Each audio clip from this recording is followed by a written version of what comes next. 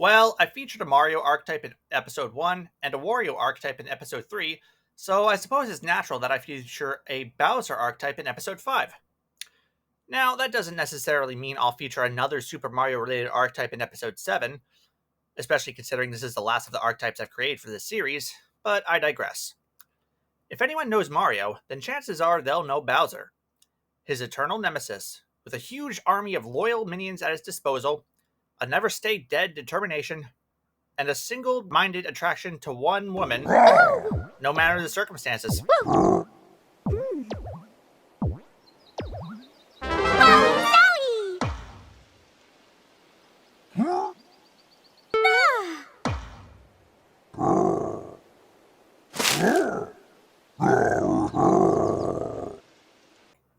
I couldn't portray the last quality, since Peach is already part of the Mario archetype, and I'm not doing the Bowsette meme.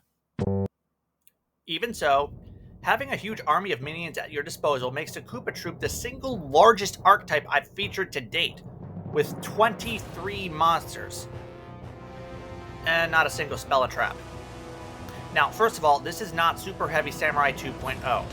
This is mostly based around tribute and link summons, and there's nothing penalizing you from using spells and traps. It's just that the main feature of this deck is the sheer variety of troops at your disposal. Second, I realize that 23 cards is well above the usual 10 to 15 standard for any custom archetype, so having so many monsters with no spell or trap support may appear like the work of an amateur custom card designer. Bruh. Don't be fooled. You're not expected to use every single monster in any deck. Ever. It's worth pointing out that every main deck Koopa Troop monster has a different type from one another, but you typically won't need more than 8 types for its strongest plays. In fact, I highly recommend that you focus on a specific set of troops based on your deck's overall strategy. Certain troops are more useful in aggro decks, while others are more useful in control decks. You could consider putting copies of the troops you don't use in your side deck, just in case you're up against a specific deck that shuts down your main strategy.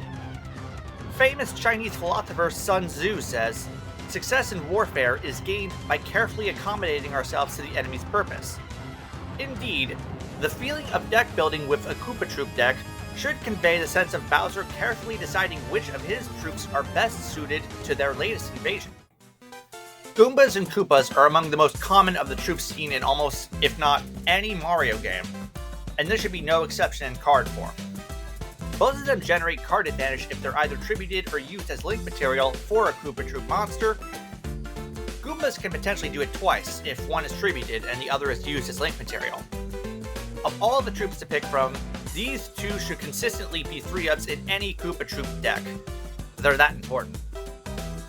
Bloopers and Flying Cheap Cheeps are best used in hyper-offensive strategies that smash your opponent's cards before they get their strategy going.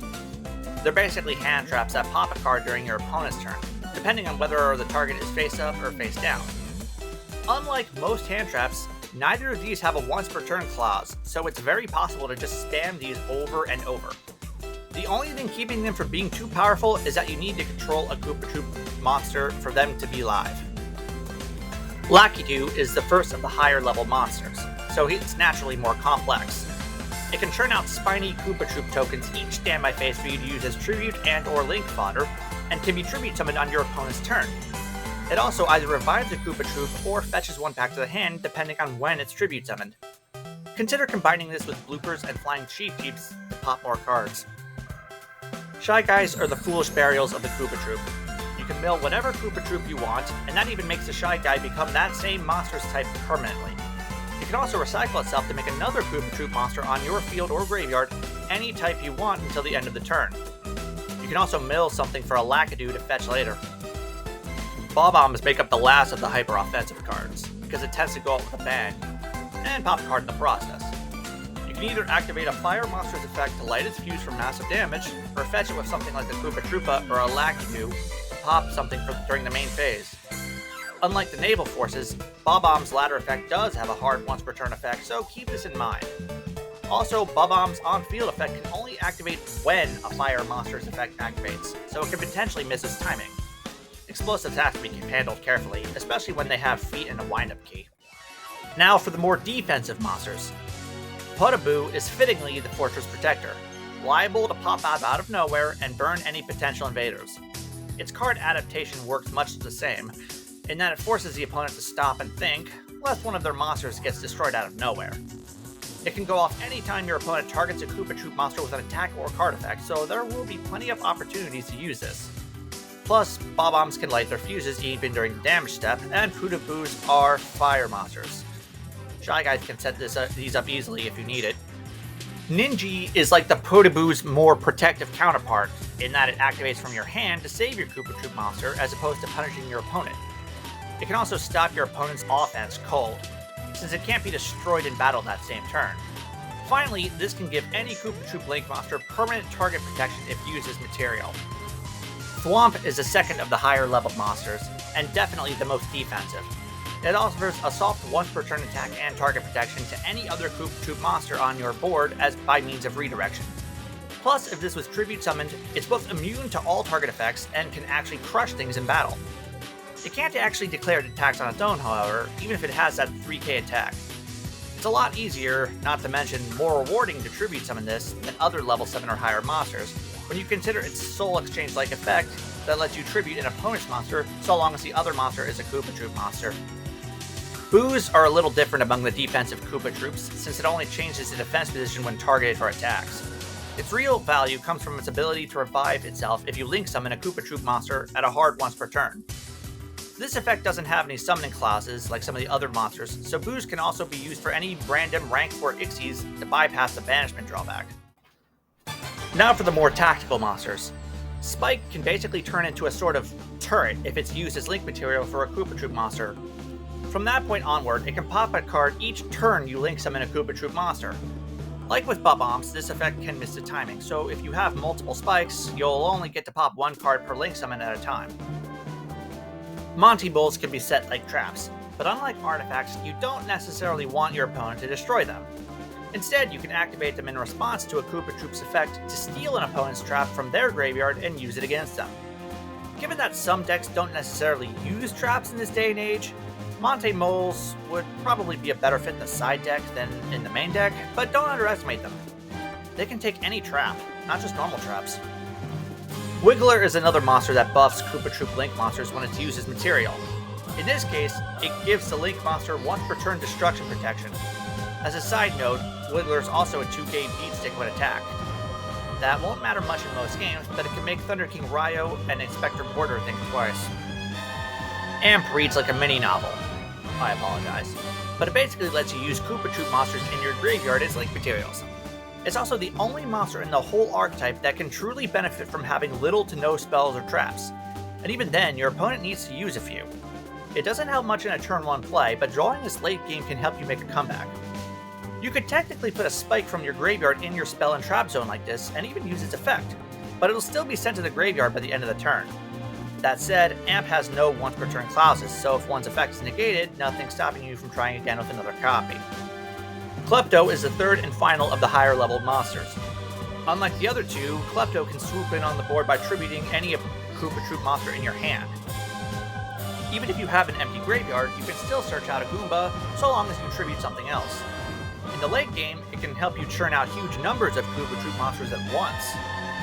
Although you can recycle Koopa Troop Link monsters with this, you only count monsters shuffled in your main deck when you flood the board. That's all the main deck monsters. Now for the Link monsters, and there are a lot to choose from. The first and simplest one is the Piranha Plant. It's probably the one that all variations of Koopa Troop decks can use. It's easy to summon, recycles a Koopa Troop, and can potentially extend your board Sylvan style. It's also a fire monster and can light a bomb. All in all, highly versatile. Hammer Brothers are best formed in pairs, and this is easily done with a Koopa to recycle. Together, their bizarre form of monster destruction functions similarly to how Mech Knights work, and is meant to mimic the unusual way that they jump around and throw hammers in the games. King Bob-omb is one of 3 cornerstone Link monsters, i.e. a monster you can base your deck strategy around. With 3 Bob-ombs on your field and graveyard combined, it's a 3k beatstick, and it can revive a Bob-omb with a Thoth once per turn. The most unique part of him is that he makes any monster he points to a fire monster. Naturally, this can make it easier to light your Bob-ombs, but it also means Bob-ombs this points to can, in turn, light other Bob-ombs. By the way, King Bob-omb and 3 Lit Bob-ombs equals 12,000 attack. Just saying. King Boo is the second of the Cornerstone Link monsters, and his specialty is banishing monsters from your opponent's graveyard. He can also protect himself or any Koopa Troop monsters he points to from attacks by returning banished Boos back to the graveyard. The Book of Moon-like effect can also work when your opponent attacks if necessary, and it has no once-per-turn clouds, so it can be used repeatedly as long as you have more banished Boos. PD Piranha is the third of the Cornerstone Link monsters, and he's like a reusable combo extender that lets you exchange Koopa Troop monsters for others to fuel whatever moves you're making. He's a bit like Sir Yugioh when you link summon him, just because you can potentially draw a lot of monsters. Unlike the other Link monsters, PD actually requires another Link monster as a material, that being the Piranha Plant. Kamek isn't really a Cornerstone Link monster so much that he's a Link monster that makes it easier to bring out the last and definitely strongest of them. His attack is weak for a Link 4, but he makes up for it by making any Koopa Troop monster he points to impervious to negation. Plus, he can't be targeted for attack when he does so anyway. As you can see, all he needs to do is, quite literally, move out of the way, so that you can link summon using materials from your field, your hand, and, though limited by how many Koopa Troop monsters you have at the moment, even your deck. And that's the perfect way to bring out this. Behold, the king of the Koopas!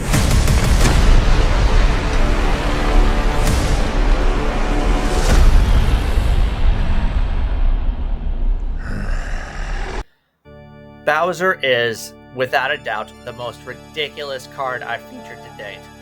Utterly unplayable in any other deck, Bowser actually requires 8 non-Link monsters, all with completely different types. This is a reference to how he usually resides in World 8, and yes, I realize that players only have 6 monster zones at a time, or 7 if they have both extra monster zones. Fortunately, Bowser lets you use Koopa Troop monsters in your hand as materials. But even so, this can potentially be a lot of minus, even for a 4500 beat stick. If you can actually bring him out though, he's a game changer. First, every monster he points to is unaffected by your opponent's card effects, including opposing monsters that might try to use these effects to protect themselves.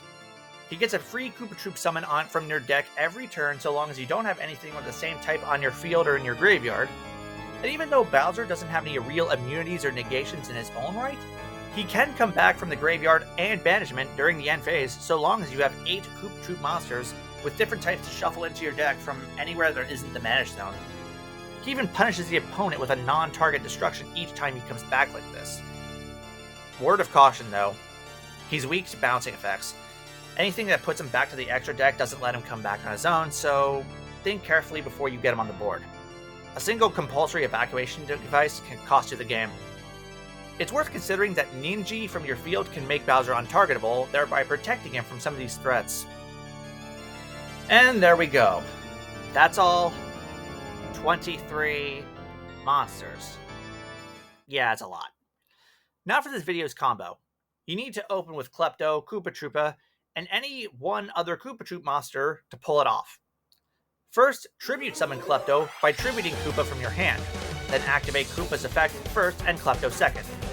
This order is very important since Klepto will shuffle Koopa back to your deck before you can activate it if it's triggered first. Search out Shy Guy with Koopa and special summon Goomba from your deck with Klepto. Next, link summon Piranha Plant using Goomba and that other Koopa Troop monster in your hand. Use Goomba's effect to draw, then put that Shy Guy on top of your deck. Next, use Piranha Plant's effect to recycle either of the Koopa Troop monsters in your graveyard so that you excavate and special summon the Shy Guy. Next, use Shy Guy's effect to mill any Koopa Troop monster that has a different name from the cards you already used. That detail is also important. Now you have everything you need for PD Piranha, so use all 3 monsters to link summon them. When you do, you should have 4 Koopa Troop monsters with different types in your graveyard, so recycle them all to draw 2 more cards. After you've done all this, you should have a Link 4 monster and a full hand to continue your strategy. The only issue here is that you can't special summon anything except Koopa Troop monsters after you pull off this combo. Now for a sample Koopa Troop deck. It's focused on making as much use of the Flying Sheep as possible, with a small assortment of white cards that either fetch back one to your hand and or put it on the board. It has the best 3 of Koopas for this strategy: Goombas, Koopas, Shy Guys, and of course, Flying Cheep Sheep. It also runs 2 bloopers, which complement the Sheeps, and 2 Lakadoos, which can fetch them or bloopers back. The rest of the Koopas are an assortment of 1-ofs that might be useful for your Link summons. A couple of Ash Blossoms and skill drains can mess up your opponent's strategies, while any bloopers and Cheep Sheeps on the board dodge negation from the latter by taking themselves off.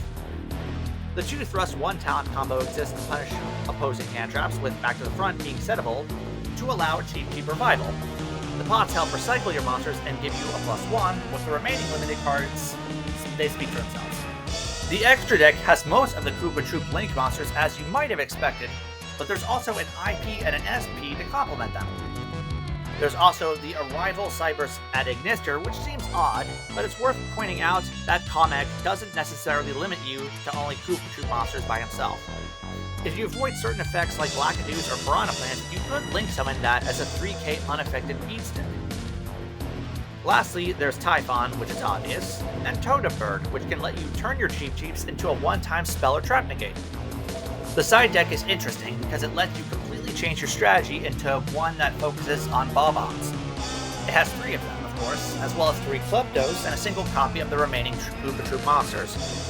There's also a 3rd Ash Blossom, since fire monsters can light Bob-ombs, a machine duplication that could be searched by triple tactic thrust, a Bagooska to turn a Bob-omb duplication into another on-field stun, and 3 evenly matched hits for going second. And that's everything. Hope you enjoyed playing with them in customs. As always, feel free to let me know of your thoughts or feedback in the comments, and maybe leave some combo ideas regarding specific monsters. Be sure to like and subscribe if you're interested in more gaming custom cards.